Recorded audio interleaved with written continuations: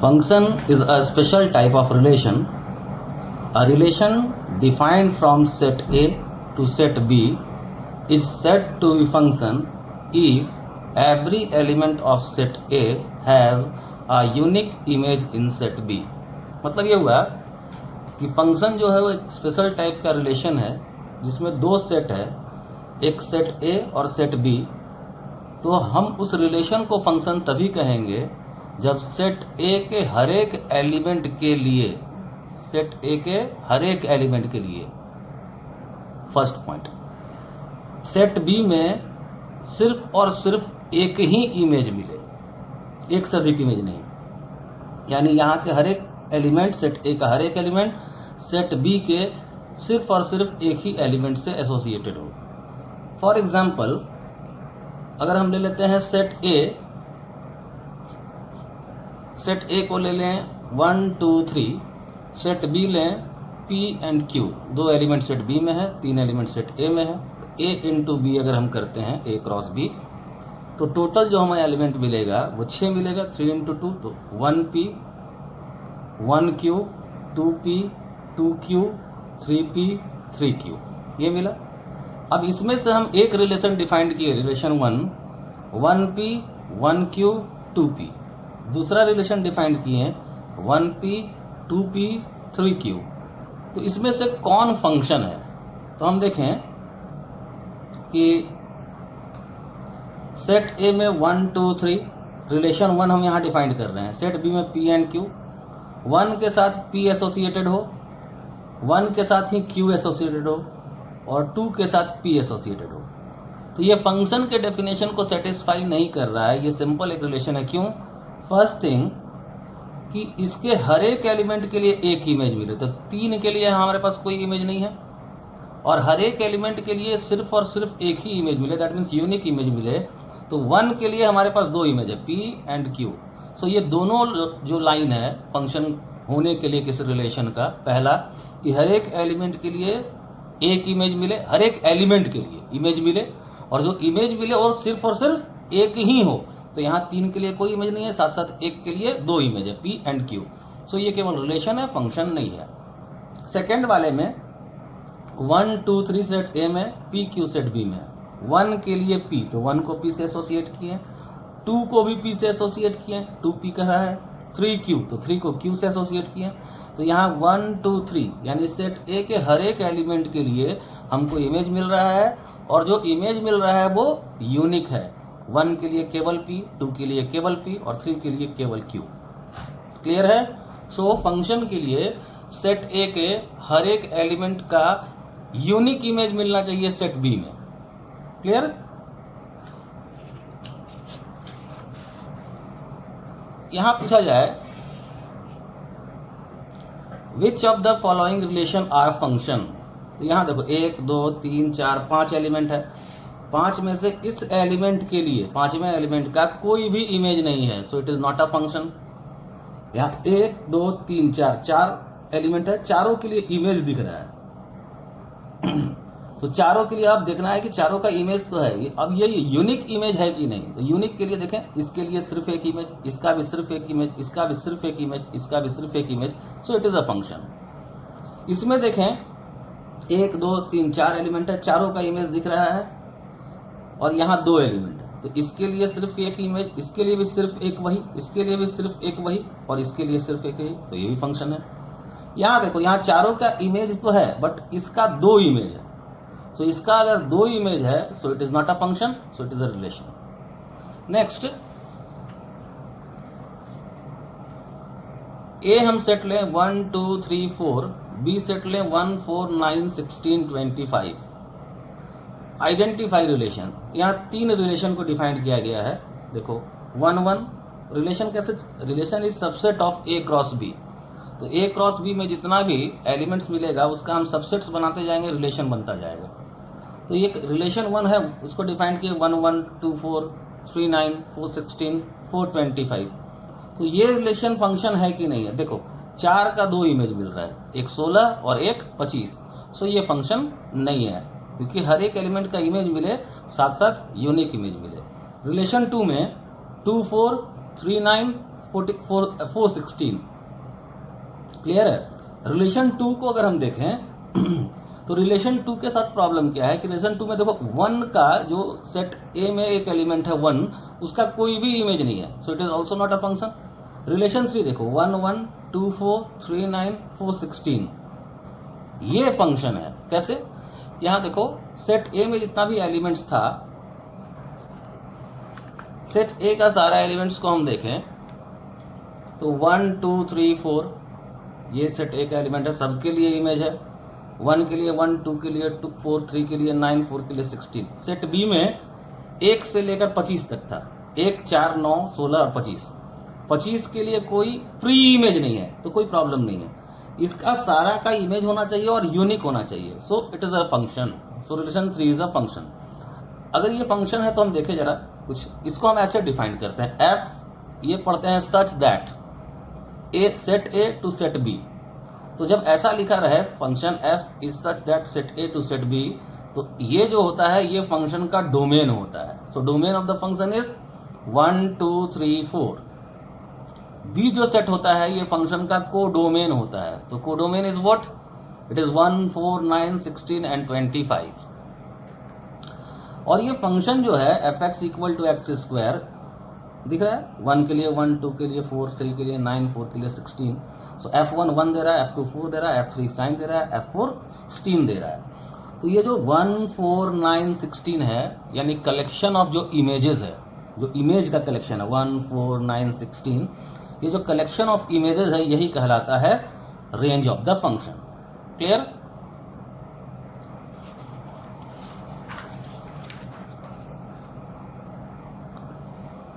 इसमें एक चीज देखिए, if a comma b is element of function, अगर ए कॉमा बी फंक्शन का एलिमेंट है, जैसे वहां 1 कॉमा 1 था, 2 कॉमा 4 था, 3 कॉमा 9 था, 4 कॉमा 16 था, तो ए कॉमा बी के फॉर्म का है। सो अगर a comma b is element of function है, then a is the pre image of b. A जो होगा वो बी का प्री इमेज होगा अंडर एफ। क्लियर है? ए जो होगा वो बी का प्री इमेज कहलाएगा अंडर एफ, और बी जो होगा बी कहलाएगा b is the image of a under f. So और बी जो होगा वो कहलाएगा image of a under f, यानी ए होगा pre image of b under f, और ए बी जो होगा वो होगा image of a under f. Now domain codomain of function, तो हम बताए हैं if f such that a to b, then complete set of a is called the domain of the function, और इसी को कहेंगे the set of all pre images. बताए थे ये प्री इमेज है, प्री इमेज कहाँ मिलता है? ए में ही। So set of all pre images और the set of all inputs, जो भी हम इनपुट डालेंगे फंक्शन वो कहाँ से डालेंगे? सेट ए से। और the possible real value of x, x का वो possible real value, so that the value of f x is real. यानी जो डोमेन ऑफ द फंक्शन होगा set A to set b का, तो कंप्लीट सेट ऑफ ए कहलाएगा domain, और जो ए होता है वही सेट ऑफ प्री इमेज भी होता है। तो complete set of pre image, all pre image, और इनपुट्स भी जाएगा तो ए से ही जाएगा। So complete set of inputs, और इसी को कहें कि x का वो रियल वैल्यू, अगर y equal to f x एक फंक्शन है तो x का वो रियल वैल्यू जिस पर एफ एक्स रियल दे, तो हम कहेंगे कि ये जो x मिला, जो रियल x मिला जिस पर एफ एक्स रियल है, ये फंक्शन का डोमेन है। And complete set of b is called codomain of the function.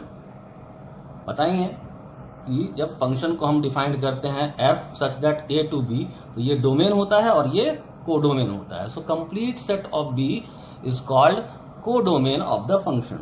Now range of the function, किसको रेंज कहेंगे फंक्शन का? तो सेट ऑफ ऑल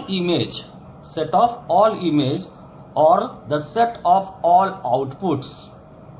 देखे थे वहां भी हम लोग रेंज में, हम लोग 1 4 9 16 को रेंज लिए थे, वही हम लोगों को सेट ऑफ इमेजेस मिला था या सेट ऑफ ऑल आउटपुट मिला था जब फंक्शन हमारा f x equal to x square था। तो रेंज को ऐसे डिफाइन करें कि f a, range is a set f a such that a जो हो एलिमेंट ऑफ सेट ए हो और एफ ए जो हो एलिमेंट ऑफ सेट बी हो। सो रेंज क्या हो जाएगा, कलेक्शन ऑफ इमेजेस है। सो ये कोडोमेन का सारा एलिमेंट का प्री इमेज मिले जरूरी नहीं है। सो ये कोडोमेन का एक सबसेट होगा। क्लियर है? नेक्स्ट एक क्वेश्चन है, ग्राफ दिया हुआ है -11 to 15, -11 से ग्राफ ऐसे चला है 15 तक गया है, ग्राफ का दिख रहे हैं। ये मिनिमम यहाँ दे रहा है -2 और ये मैक्सिमम यहाँ जब 15 पर पहुँच रहा है तो 10 दे रहा है। कह रहा है इसका डोमेन और रेंज निकालिए। तो हम बोले थे डोमेन का डेफिनेशन होता है x का वो रियल वैल्यू जिस पर fx रियल मिले। तो अगर हम यहाँ का x उठाते हैं -11 के पहले का, तो हम कहीं भी ग्राफ को वर्टिकल लाइन कट नहीं करेगा। तो वर्टिकल लाइन अगर ग्राफ को कट नहीं करेगा तो कोई भी y नहीं मिलेगा, यानी कोई भी रियल fx नहीं मिलेगा। -11 से लेकर 15 के बीच हम कहीं भी जाएं, एक वर्टिकल लाइन ड्रॉ करें तो वो fx को कट करेगा और उसके लिए हमको y रियल मिलेगा। दिख रहा है? तो ये -11 से लेकर 15 ये x का वो रेंज है जिस पर fx का हमको रियल वैल्यू मिलेगा। So the domain is -11 to 15, दोनों पर क्लोज इंटरवल, दोनों इंक्लूडेड है। और रेंज क्या होगा, रेंज होता है जो आउटपुट मिलता है ना, सेट ऑफ ऑल इमेज या सेट ऑफ ऑल आउटपुट। तो आउटपुट कहाँ से कहाँ के बीच मिल रहा है, तो इनपुट तो होगा x एक्सिस पर, आउटपुट मिलेगा y एक्सिस पर। तो आउटपुट हम देख रहे हैं फंक्शन का -2 से लेकर के 10 तक मिल रहा है। सो -2 से लेकर के 10 तक जो हुआ इसका रेंज हुआ, दोनों क्लोज इंटरवल में। नाउ फंक्शन को हम ग्राफिकली कैसे, अगर हमको ग्राफ दिया हो किसी फंक्शन किसी भी कर्व का, तो हम कैसे कहेंगे कि ये जो कर्व का ग्राफ है ये एक फंक्शन का ग्राफ है कि नहीं है। तो यहाँ कहा है, देखिए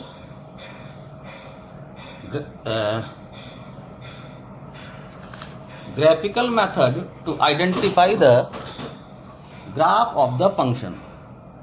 Any vertical line can cut the graph of the function at most one point. कोई भी वर्टिकल लाइन अगर किसी ग्राफ को मैक्सिमम एक जगह कट करे तो हम कहेंगे कि वो जो ग्राफ है वो फंक्शन का ग्राफ है। That means if any vertical line can cut the graph at more than one point then the graph is not the graph of function. अगर कोई भी वर्टिकल लाइन ग्राफ को एक से ज़्यादा जगह कट करेगा तो हम कहेंगे कि ये फंक्शन का ग्राफ नहीं है। सो हमारे पास दो ग्राफ है, दोनों ग्राफ को हम जरा ऑब्जर्व करें। तो फर्स्ट ग्राफ को देखें तो ये ग्राफ है, कोई भी वर्टिकल लाइन आप ड्रॉ कीजिए, फंक्शन को मैक्सिमम एक जगह कट करेगा तो it is a graph of function. यहाँ कोई भी वर्टिकल लाइन ड्रॉ कीजिए, फंक्शन को एक से ज़्यादा जगह कट करेगा, so it is not a graph of function. Clear है?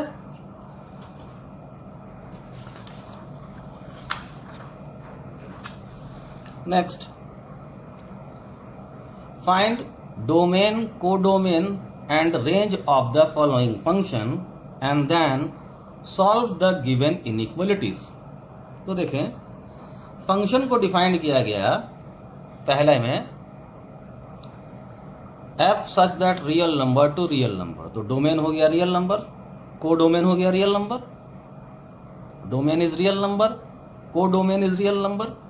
नाउ रेंज पे जाते हैं। तो अगर इस फंक्शन का ग्राफ बनाए तो ये ग्राफ हम लोग देखे हुए हैं, एक स्ट्रेट लाइन है पासिंग थ्रू ओरिजिन जिसका स्लोप है 4। क्लियर है? तो ये कहाँ से कहाँ जाएगा, -∞ से +∞। सो range is real number. Now fx greater than 3 solve graphically. तो हम क्या किए, fx की जगह 4x लिखे, 4x ग्रेटर देन 3। यहाँ थोड़ी देर के लिए इक्वलिटी लगा दो, तो x equal to 3/4। So x equal to 3/4 पर y हमको क्या मिल रहा है, 3 मिल रहा है ना। x इक्वल टू 3/4 यहाँ पुट किए, y मिल गया 3। कह रहा है कि जो फंक्शन का ग्राफ हो वो 3 से बड़ा हो। तो फंक्शन का ग्राफ अगर 3 से बड़ा होगा तो 3 से बड़ा में कहीं भी जाएंगे तो x हमको 3/4 से बड़ा मिलेगा। So the answer is x should be greater than 3/4। Next is Again, find domain, codomain, range and then solve the inequality. Function defined किया f is such that -3 to 4 to real number fx is equal to x plus 2. Again a straight line. तो domain तो हो गया ये वाला -3 से 4, ये हो गया डोमेन, ये हो गया कोडोमेन रियल नंबर. अब रेंज की बात करें, इस ग्राफ को हम बनाएं तो ये ग्राफ जो है अगेन स्ट्रेट लाइन है जो x एक्सिस को -2 पर और y एक्सिस को 2 पर कट करते हुए बढ़ेगा. -3 पर हमको क्या वैल्यू मिलेगा? -3 पर हम जब यहाँ पुट करेंगे तो हमको दे देगा -1 और 4 पर क्या देगा? 4 जैसे ही पुट करेंगे हमको देगा 6. क्लियर है? तो ये क्या कह रहा है? रेंज. तो रेंज हमको कहाँ से कहाँ मिल गया? -1 से लेकर 6 तक.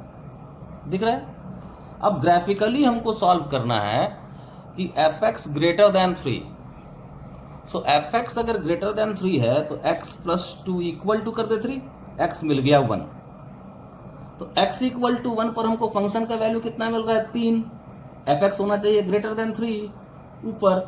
तो इसके लिए हम किसी भी x पर आएंगे, कोई भी ऊपर वाले वैल्यू के लिए, तो ये हमको देगा हमेशा greater than 1. So x should be greater than 1. लेकिन कहाँ तक जाएगा? रेंज डोमेन को फिक्स कर दिया है 4 तक ही. सो 1 से बढ़कर ये 4 तक ही हम लोग डिस्कशन करेंगे, उसके आगे का डिस्कशन नहीं करेंगे क्योंकि इस फंक्शन को डिफाइंड ही किया गया है -3 से 4 के बीच के लिए. तो मेरा डोमेन यानी x का वैल्यू, जो मेरा एरिया ऑफ कॉन्सेंट्रेशन है, वो घट करके -∞ से +∞ ना हो करके -3 से 4 के बीच है. इसलिए 1 से ये बढ़ेगा लेकिन कहाँ तक जाएगा? 4 तक, क्योंकि इसी 4 पर ये अपना रेंज 6 देगा. मैक्सिमम लिमिट जो रेंज का होता है वो. क्लियर है?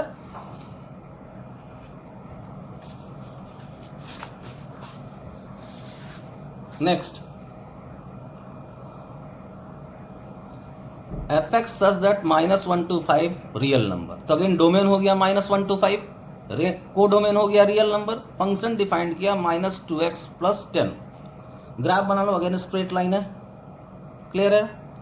डोमेन यानी कि हमको जितना x का बात, जितना दूर हमको x देखना है वो डिफाइन करता है. तो -∞ से +∞ तक ये पूरा जाएगा, लेकिन मेरा एरिया ऑफ कॉन्सेंट्रेशन हो जाएगा -1 से लेकर 5 के बीच. तो -1 पर ये हमको क्या दे देगा? 12. और 5 पर क्या दे देगा? 0. सो रेंज क्या हो गया? 0 से लेकर 12 के बीच. 0 से 12 रेंज. क्लियर है? नाउ इनइक्वालिटी सॉल्व करना है fx लेस देन 2. तो fx लेस देन 2, fx की जगह ये वैल्यू डालें, यहां इक्वालिटी लगा दिए. x का वैल्यू मिला 4, तो बोला x का वैल्यू मिला 4. 4 पर ये आउटपुट कितना दे रहा है? तो 4 पर हम आउटपुट देखें, यहां 4 पुट किए इसमें, तो हमको मिल गया 2. बोल रहा है 4 2 से छोटा, यानी इसके इधर. अब इसके इधर तुम कहीं भी आओगे कोई भी वैल्यू पर, तो वो तुमको इस रेंज में आउटपुट देगा x का. तो x कहां से कहां जाएगा? 4 से आगे, लेकिन रुक जाएगा क्योंकि हमारा फंक्शन डिफाइंड ही है 5 तक. सो x का वैल्यू कहां से कहां जाएगा? x का वैल्यू जाएगा 4 से लेकर 5 के बीच. Next is fx such that -4 to 4 real number. Domain हो गया -4 से 4, कोडोमेन हो गया रियल नंबर. नाउ रेंज की बात करते हैं. फंक्शन ये है, जान रहे हैं ये एक पैराबोला है जिसका माउथ अपवर्ड ओपन होगा. -4 पे 16, 4 पर भी 16. रेंज कहां से कहां मिल गया?